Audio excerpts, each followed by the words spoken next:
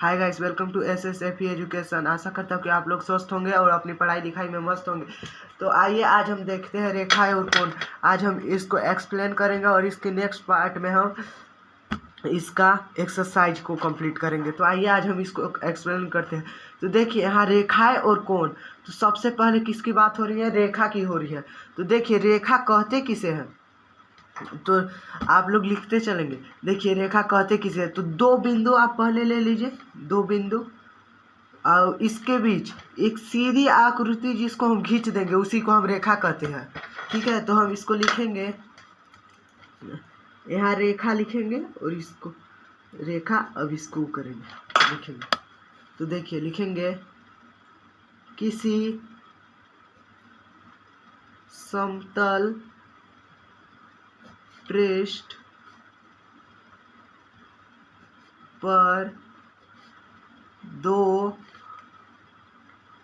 बिंदुओं के बीच जो आकृति बनती है उसे रेखा कहते हैं।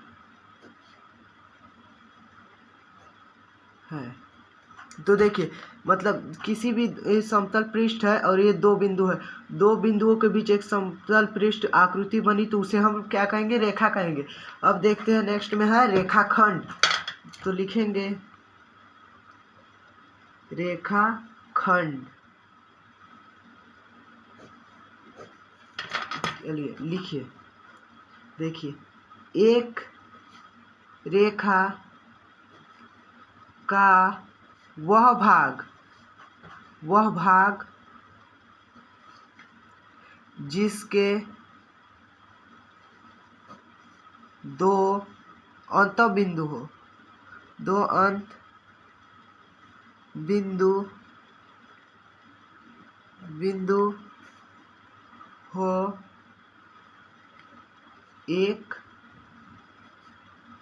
रेखाखंड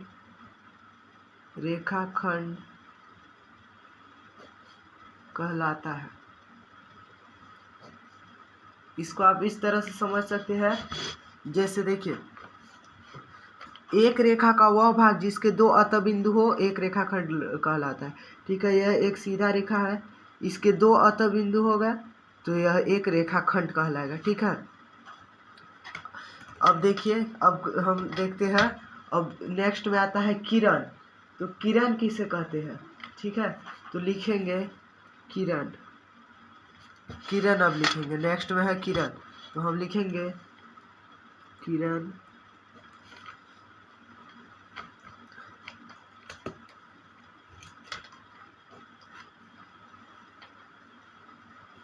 रेखा का वह भाग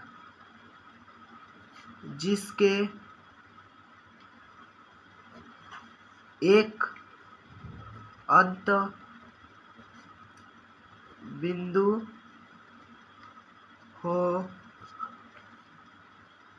किरण कहते हैं। जैसे देखिए एक रेखा है और उसके मतलब किसी एक रेखा है और उसके एक अंत बिंदु हो उसे किरण कहते हैं। यह एक बिंदु है, यहाँ से एक हम सीधे लाइन खींच दिए, उसको हम किरण कहेंगे, क्योंकि देखिए यहाँ एक अंत बिंदु से होकर एक सीधी रेखा को ही हम किरण कहते हैं। अब नेक्स्ट में आता है संरेख बिंदु।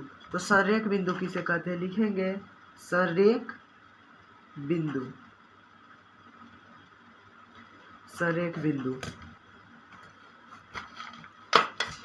यदि तीन या अधिक बिंदु एक ही रेखा पर स्थित हो तो उसे संरेख कहते हैं। संरेख कहते हैं। देखिए इसको ऐसे समझ सकते हैं, तीन या अधिक बिंदु एक ही रेखा पर स्थित हो, जैसे यह 1 2 और 3 बिंदु है और ये एक ही रेखा पर ऐसे सीधी लाइन में स्थित है, ए बी सी मान लेते हैं इसको। तो देखिए यदि 3 या अधिक बिंदु जब एक ही रेखा पर स्थित हो तो उसे संरेख कहते हैं, इसको हम संरेख कहेंगे। ठीक है, तीन बिंदुओं पर एक सीधी रेखा को हम संरेख कहते हैं। इससे अधिक भी हो सकता है पर इससे कम होगा तो यह संरेख नहीं कहलाएगा। इसके बाद असंरेख आता है, तो हम असंरेख को अब देखेंगे। देखिए असंरेख को, असंरेख, असंरेख बिंदु।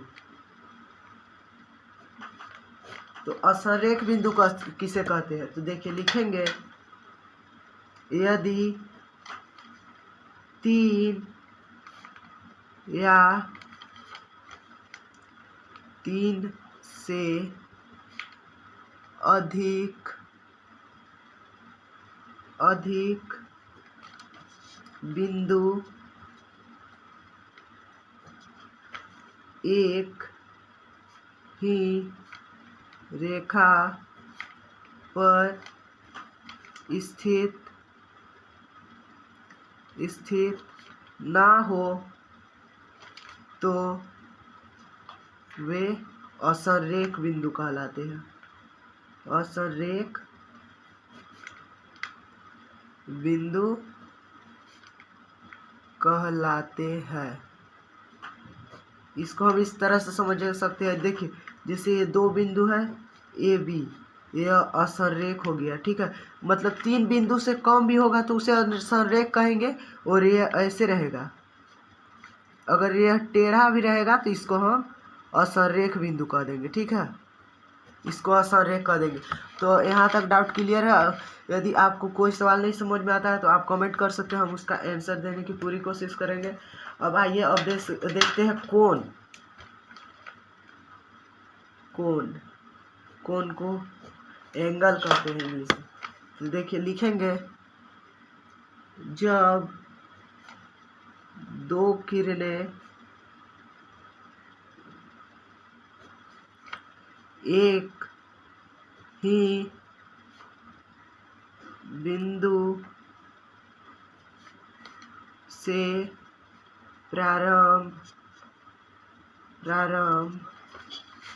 प्रारंभ हो तो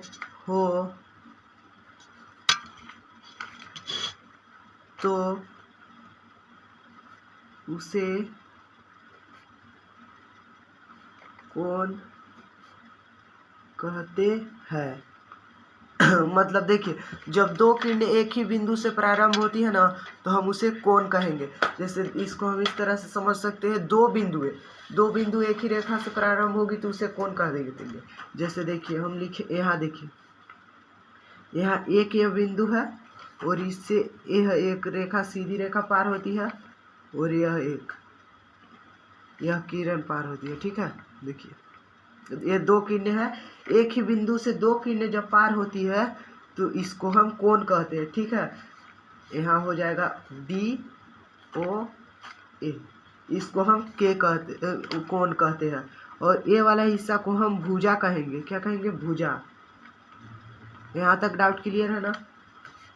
अब देखिए इस वाले बिंदु को हम शीर्ष कहते हैं, इस वाले बिंदु को शीर्ष कहते हैं। अब नेक्स्ट देखते हैं, नेक्स्ट में है कोण के प्रकार। तो कोण के लमसम 6 से ज़्यादा प्रकार होते हैं, पर हमें अभी 6 ही प्रकार पढ़ना है। तो आइए हम देखते हैं। पहला प्रकार में आता है न्यून कोण।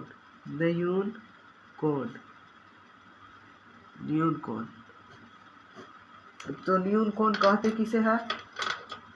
तो लिखेंगे, देखिए न्यून कोण। तो न्यून कोण देखिए, न्यून कोण 0 डिग्री से अधिक या 90 डिग्री से कम होता है। यह इस तरह से रहता है। देखिए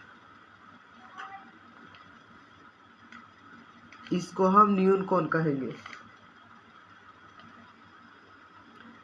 देखिए यह 0 डिग्री से अधिक है पर 90 डिग्री से कम है, ठीक है, इसीलिए हम इसको न्यून कोण कहते हैं। देखिए 0 डिग्री से अधिक है पर 90 डिग्री से कम हो तो उसे हम न्यून कोण कहते हैं। अब देखते हैं सेकंड में है समकोण। समकोण, समकोण राइट एंगल। तो समकोण तो हम लोग पिछले क्लासों में भी पढ़ चुके हैं कि ऐसे एक रेखा हो और एक रेखा ऐसे, और यहाँ ऐसे 90 डिग्री का कोण बनता है तो उसे हम समकोण कहते हैं। देखिए 90 डिग्री के कोण को हम समकोण कहते हैं, ठीक है, इसका मान 90 डिग्री होता है। अब देखिए, अब नेक्स्ट में है अधिक कोण।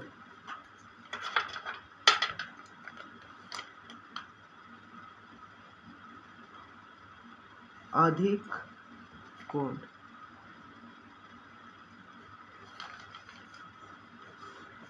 तो अधिक कोण किसे कहेंगे? देखिए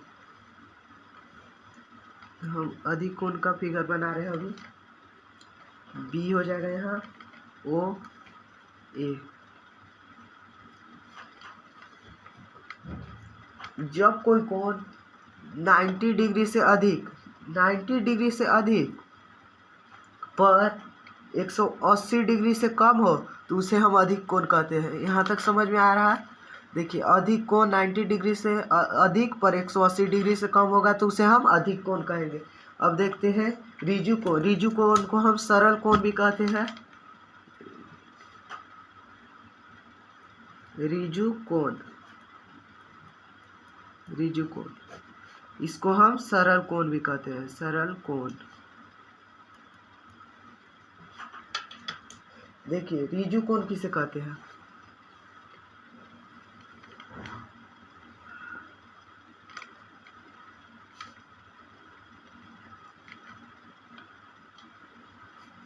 देखिए जब किसी कोण का माप 180 डिग्री हो तो उसे हम ऋजु कोण या सरल कोण कहते हैं, ठीक है। जब कोई कोण का माप 180 डिग्री होता है तो उसे हम ऋजु कोण या सरल कोण कहते हैं।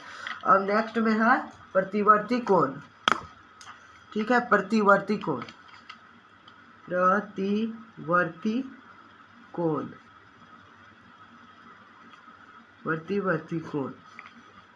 तो देखिए प्रतिवर्ती कोण अब समझते हैं। प्रतिवर्ती कोण, देखिए प्रतिवर्ती कोण के लिए फिगर कुछ इस तरह का होता है।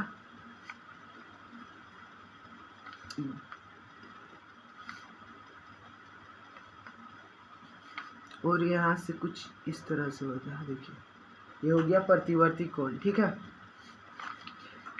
इसका मान 180 डिग्री से अधिक पर 360 डिग्री से कम होता है, उसे हम अधिक कोण कहते हैं, ऋजु कोण और प्रतिवर्ती कोण कहते हैं, सॉरी। जिसका मान 180 डिग्री से अधिक पर 360 डिग्री से कम होता है उसे हम प्रतिवर्ती कोण कहते हैं। ये समझ में आ रहा है? यदि आपको कोई डाउट होगा तो आप कमेंट करके हमसे पूछ सकते हैं। अब देखते हैं हम प्रतिवर्ती कोण हो गया। अब हम देखते हैं पूरक कोण। पूरक कोण किसे कहते हैं, ठीक है, पूरक कोण।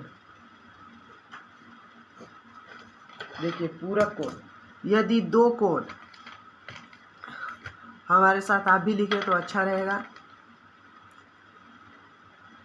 यदि दो कोणों का योग, यदि दो कोणों का योग 90 डिग्री के बराबर हो तो उसे पूरक कोण कहते हैं, ठीक है। जैसे दो कोण है और उसका योग 90 डिग्री के बराबर है तो उसे पूरक कोण कहते हैं। इसका फिगर कुछ इस तरह से रहता है, आकृति देखिए, ए बी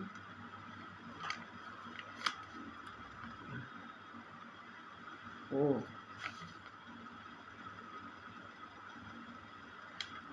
$90 डिग्री, देखिए जब दो कोणों का योग 90 डिग्री के बराबर है, दोनों कोणों का योग, तो इसे हम पूरक कोण कहते हैं। इसको हम थीटा कहते हैं। देखिए थीटा बराबर 90 डिग्री, पूरक कोण,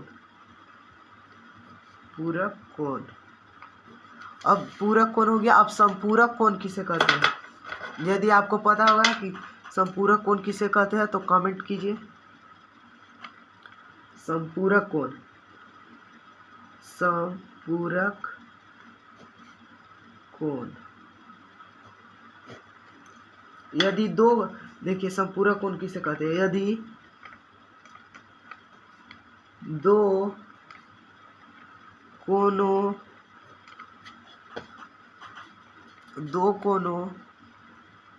का योग 180 डिग्री के बराबर हो तो उसे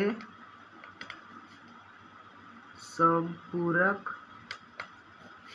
कोण कहते हैं। जिसे देखिए पूरक कोण 90, दो कोणों का योग जब 90 डिग्री होता है तो उसे हम पूरक कोण कहते हैं। और देखिए दो कोणों का योग 90 डिग्री होता है उसे हम पूरक कोण कहते हैं। अब संपूरक कोण, तो संपूरक कोण जब दो कोणों का योग 180 डिग्री हो तो उसे हम संपूरक कोण कहते हैं। संपूरक कोण का आकृति कुछ इस तरह से रहता है।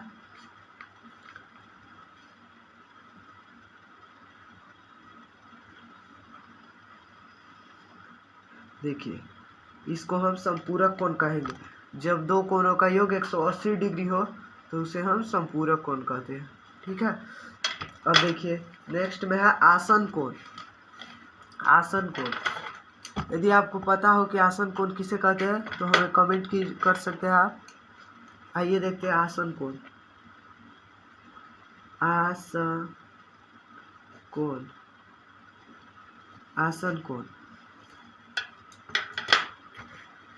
इसको एग्जैक्ट एंगल कहते हैं इंग्लिश में। देखिए दो कोण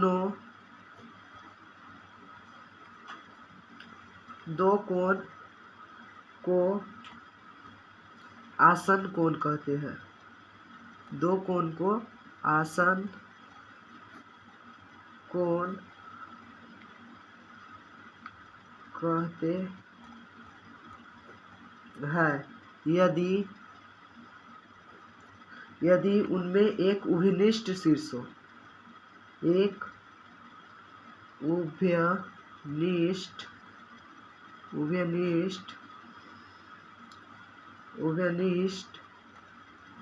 शीर्ष हो और उनकी वे भुजाएं जो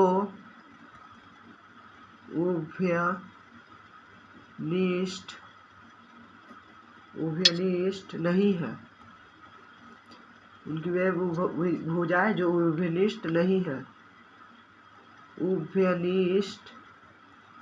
उभयनिष्ठ भुजा के विपरीत और स्थिर होता है, स्थिर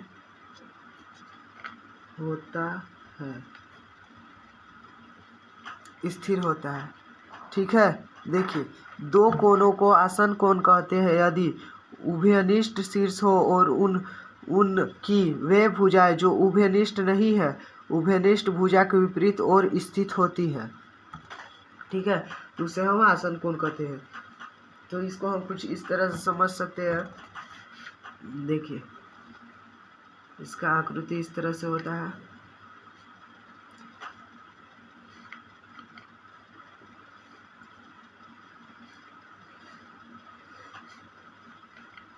A B C D। ठीक है। देखिए ABC और CBD आसन कोण है। कोण ABC और CBD आसन कोण है। ठीक है, जैसे ABC और CBD है वो आसन कोण है। देखिए ABC और CBD ये दोनों आसन कोण है, दो है। और देखिए दो आसन कोण है, यदि उभयनिष्ठ शीर्ष हो, यह उसका उभयनिष्ठ शीर्ष हो और उनकी वे भुजाएं जो उभयनिष्ठ नहीं हो, इनकी भुजाओं में उभयनिष्ठ मतलब नहीं है क्योंकि इनमें कोई पॉइंट नहीं है, भुजा के विपरीत और स्थित हो, भुजा के विपरीत और स्थित है, तो इसे हम आसन कोण कहेंगे। अब आइए देखते हैं शीर्षाभिमुख कोण किसे कहते हैं। ठीक है, शीर्षाभिमुख कोण किसे कहते हैं, तो लिखेंगे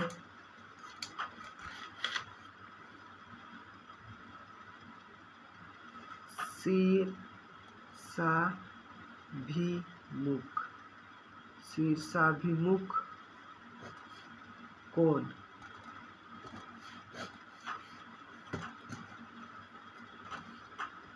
जब दो रेखाएं मतलब जब दो रेखाएं हैं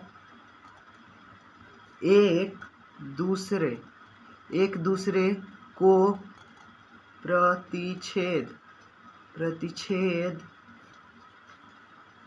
करती है तो उनके आमने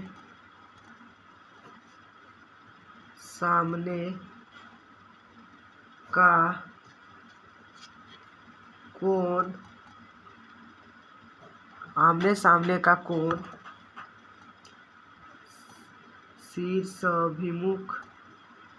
शीर्षाभिमुख कोण कहलाता है। देखिए जब दो रेखाएं एक दूसरे को प्रतिच्छेद करती है तो उनके आमने सामने के कोण को शीर्षाभिमुख कोण कहते हैं। ठीक है, मतलब इसका आकृति कुछ इस तरह से रहता है। देखिए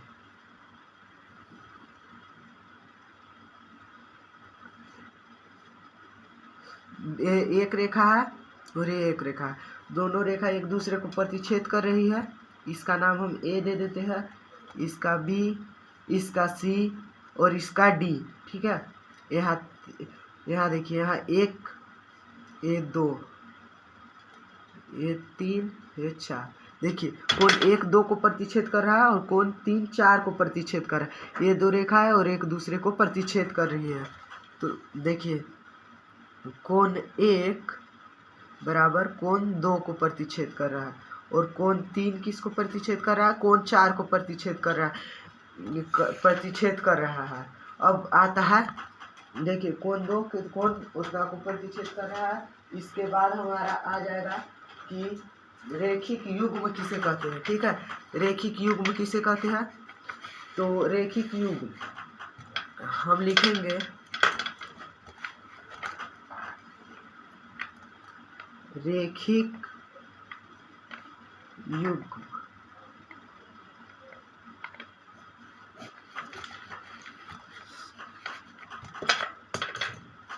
तो रेखिक युग्म कहते कैसे है, तो देखिए जब एक रेखा पर कोई और रेखा आकर खड़ी हो जाती है तो उनके बीच रेखिक युग्म बनता है। जो कोण बनता है उसे रेखिक युग्म कहते हैं। तो आप लोग लिखेंगे जब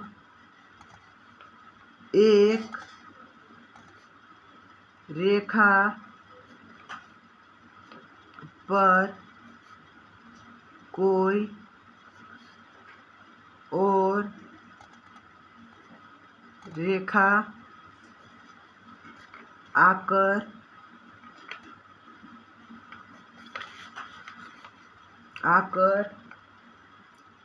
खड़ी हो जाए तो उसे रेखिक युग्म कहते हैं। मतलब जैसे दो रेखा, जब एक रेखा पर कोई और रेखा आकर खड़ी हो जाए तो उसे रेखिक युग्म कहते हैं। जैसे देखिए यहाँ जैसे यह एक रेखा है, ठीक है, यह एक रेखा है और इस पर यह रेखा आकर खड़ी हो जाए, ठीक है, इस पर यह रेखा आकर खड़ी हो जाए, इसका नाम ए देते हैं, इसका बी और इसका सी, ठीक है। यह एक रेखा और इसके ऊपर आकर एक और रेखा खड़ी हो जाए तो उसे हम रेखिक युग्म कहते हैं। यहाँ तक कंप्लीट होता है। तो नेक्स्ट के सेशन में हम देखेंगे एक्सरसाइज 6.1। अगर वीडियो पसंद आए तो लाइक और चैनल को नए हैं तो सब्सक्राइब कर दीजिए। नेक्स्ट वीडियो के लिए हमें हमारे 10 सब्सक्राइबर हो जाएगा तो हम नेक्स्ट वीडियो को डाल देंगे, जिसमें से 8 हो गया है और 2 सब्सक्राइबर की ज़रूरी है। तो आप लोग नेक्स्ट वीडियो देखना चाहते हैं तो प्लीज़ सब्सक्राइब कर दीजिए। 2 सब्सक्राइबर के बाद हम नेक्स्ट वीडियो डाल देंगे। तब तक के लिए धन्यवाद।